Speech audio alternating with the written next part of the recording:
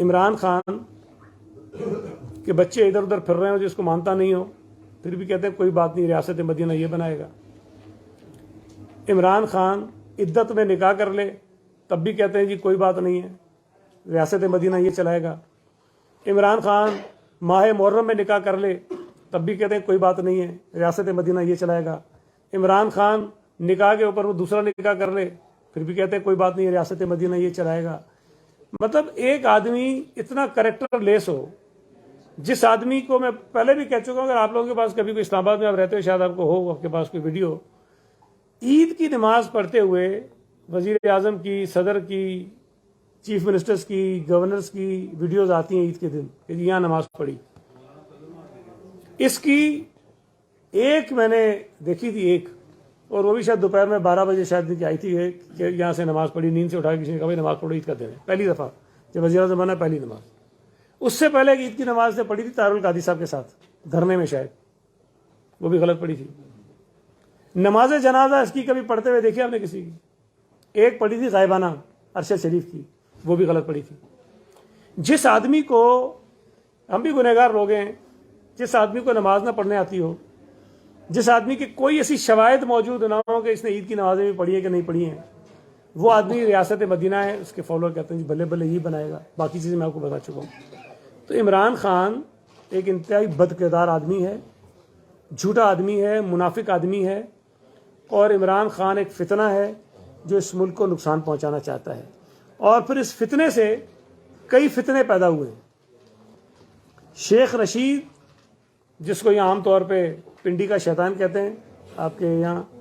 اور پتہ نہیں وہ جو کون سا ہے وہ یہاں ایک نالا جو ہے، نالا لئی کیا بولتے ہیں، نالا لئی، نالا لئی، ہاں، یہ شاید اسی کی کہیں کی پیداوار ہے۔ وہ بھی ایک بدکردار آدمی ہے، گرفتار ہوا ہے، تو اس کی آپ لینگویج دیکھیں گے وہ کیا ہے۔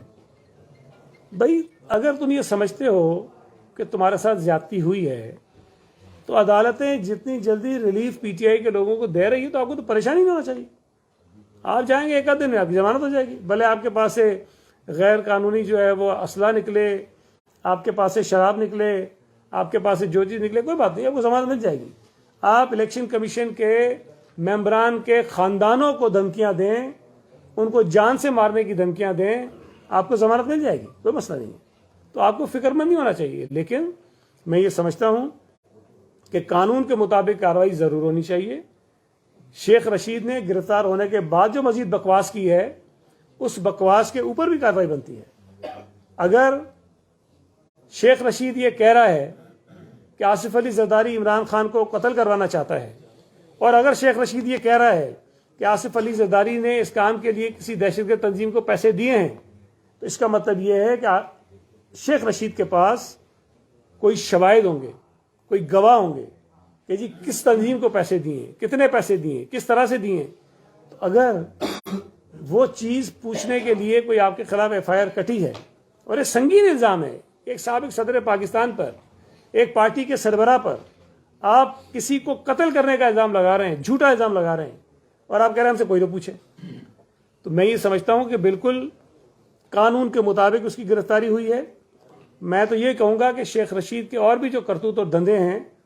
اس پر بھی اس کے خلاف کارروائی ہونی چاہیے۔ بلکہ آپ لوگ کبھی یار حریم شاہ کا کوئی انٹرویو کر لو، ایک آدھا کوئی پوچھ لو اس سے، اس کی موبائل فون کے ہاتھ کر لو، شاید اس میں سے کوئی چیزیں آپ کی مل جائیں جو یہ ریاست مدینہ کے یہاں نام نہاد دعوے دار بنتے پھر رہے ہیں۔ اتنے بد کردار لوگ ہیں، اور قوم کو انہوں نے پتہ نہیں کس راستے پہ لگایا ہوا ہے۔ میں یہ مطالبہ کرتا ہوں کہ شیخ رشید کے خلاف بھی سخت ترین کارروائی ہونی چاہیے،